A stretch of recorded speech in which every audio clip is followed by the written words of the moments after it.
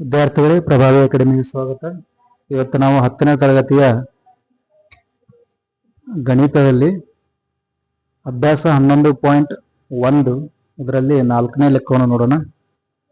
10 centimetre ತ್ರಿಜ್ಯವುಳ್ಳ ವೃತ್ತದಲ್ಲಿನ ಒಂದು ಜಾವು ವೃತ್ತ ಕೇಂದ್ರದಲ್ಲಿ ಲಂಬಕೋನವನ್ನುಂಟು ಮಾಡುತ್ತದೆ.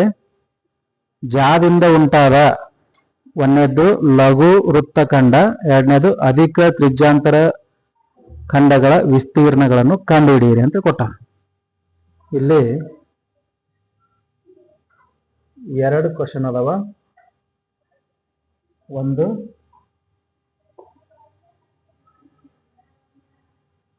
ಒಂದು ಲಘು ವೃತ್ತಖಂಡ, ಇನ್ನೊಂದು ಅಧಿಕ ತ್ರಿಜ್ಯಾಂತರ ಖಂಡಗಳ ವಿಸ್ತೀರ್ಣ. ಒಂದು ಲಘು ವೃತ್ತಖಂಡ, ಅದನ್ನು ಸ್ಟಾರ್ಟ್ ಮಾಡೋಣ. ಒಂದನೇದ್ದು ಲಘು ವೃತ್ತಖಂಡ.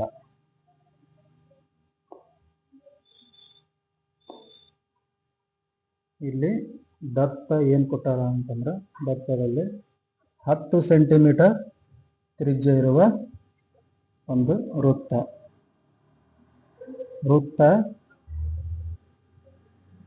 ತ್ರಿಜ್ಯ 10 ಸೆಂಟಿಮೀಟರ್. ಇಲ್ಲಿ ಏನ್ ಕೇಳ್ಯಾರ ಅಂತಂದ್ರೆ, ಒಂದನೇದ್ದು ವೃತ್ತದ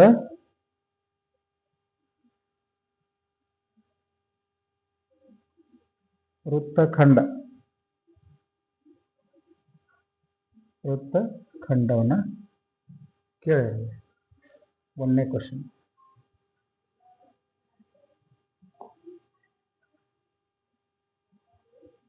ಲಘು ವೃತ್ತಖಂಡ, ಅದರೊಳಗೆ ಲಘು ವೃತ್ತಖಂಡ.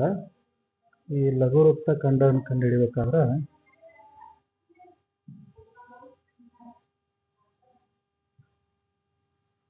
ಫಸ್ಟ್ ನಾವೇನ್ ಮಾಡ್ಬೇಕು ಅಂತಂದ್ರೆ, ಇಲ್ಲಿ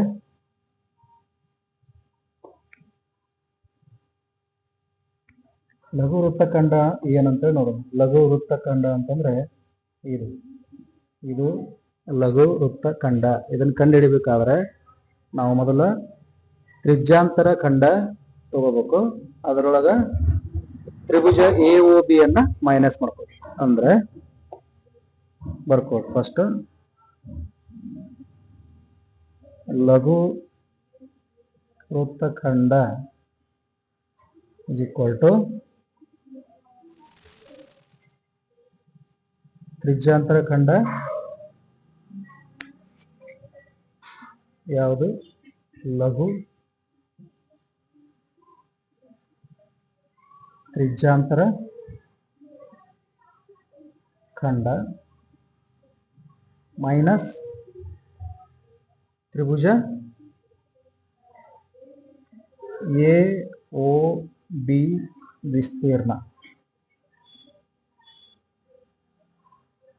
ಇದನ್ನ ಮಾಡಿದರೆ ನಮ್ಗೆ ಲಘು ವೃತ್ತಖಂಡ ಸಿಕ್ತದೆ.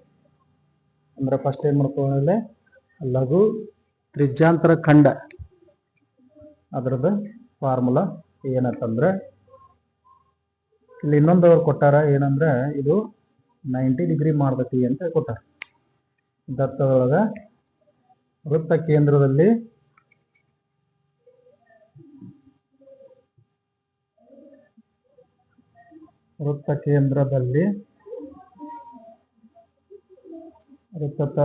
ಕೇಂದ್ರದಲ್ಲಿನ ಕೋನ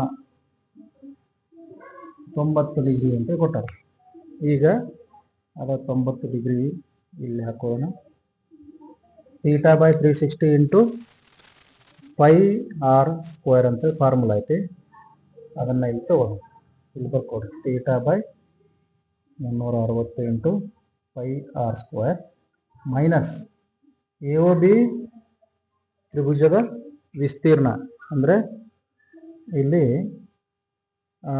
1/2 ಪಾದ ಗುಂಡ್ಲೆ ಎತ್ತರ.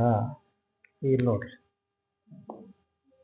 ಇಲ್ಲಿ ಏನಂತಂದ್ರೆ θ 90 ಐತಿ, 360 22/7 π. ಅಂದ್ರೆ ಇಲ್ಲಿ r ಅಂತಂದ್ರೆ ಎಷ್ಟೈತಿ? 10 ಐತಿ. r² ಅಂದ್ರೆ 10 ಇಂಟು 10. ಇದನ್ನ ಸಪರೇಟ್ ಆಗಿ ವರ್ಕೌಟ್ ಮಾಡೋಣ. ಆಮೇಲೆ ಇದು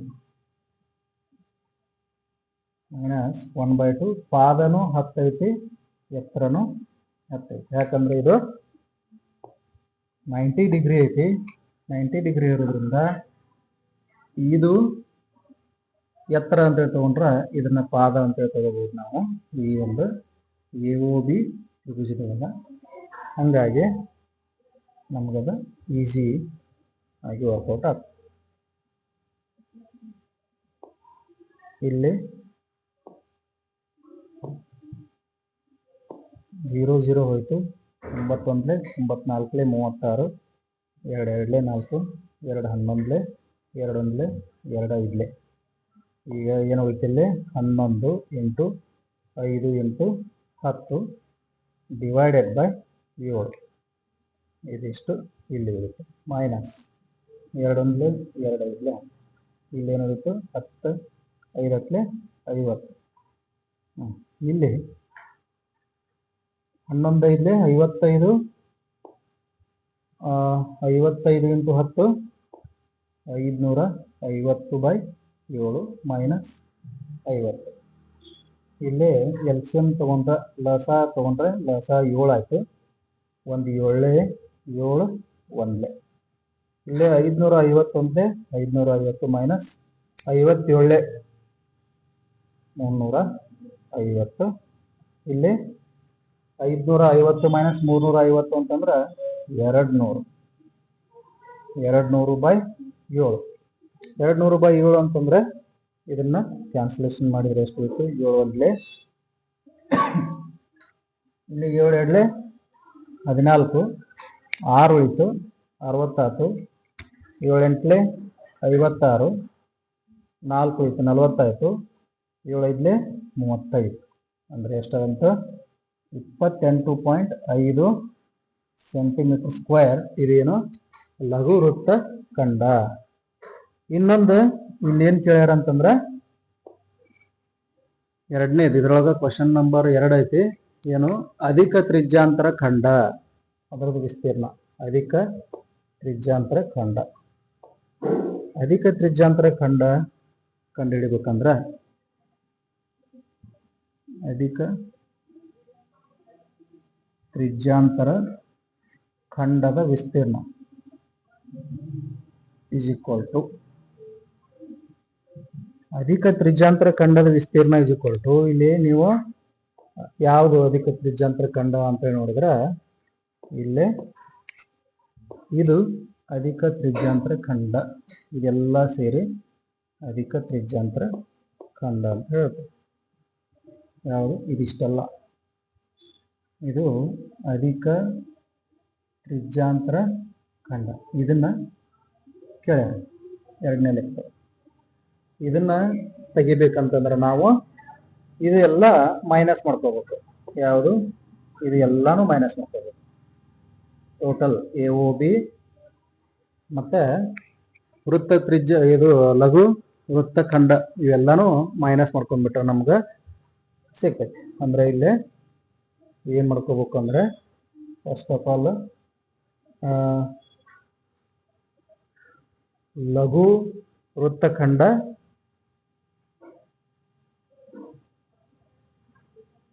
ಲಘು ವೃತ್ತಖಂಡದ ವಿಸ್ತೀರ್ಣ ಪ್ಲಸ್ ಲಘು ವೃತ್ತಖಂಡದ ವಿಸ್ತೀರ್ಣ ಪ್ಲಸ್ ತ್ರಿಭುಜ AOB ಯ ವಿಸ್ತೀರ್ಣ ಎದರೊಳಗೆ ಮೈನಸ್ ಮಾಡ್ಕೋಬೇಕು ಅಂತಂದ್ರೆ πr² ಅಂದ್ರೆ ವೃತ್ತದ ವಿಸ್ತೀರ್ಣದೊಳಗೆ ಮೈನಸ್ ಮಾಡ್ಕೋಬೇಕು. ವೃತ್ತದ ವಿಸ್ತೀರ್ಣದೊಳಗೆ ಇದನ್ನ ಮೈನಸ್ ಮಾಡ್ಕೋಬೇಕು. ವೃತ್ತದ ವಿಸ್ತೀರ್ಣ ಇಲ್ಲಿ ವೃತ್ತದ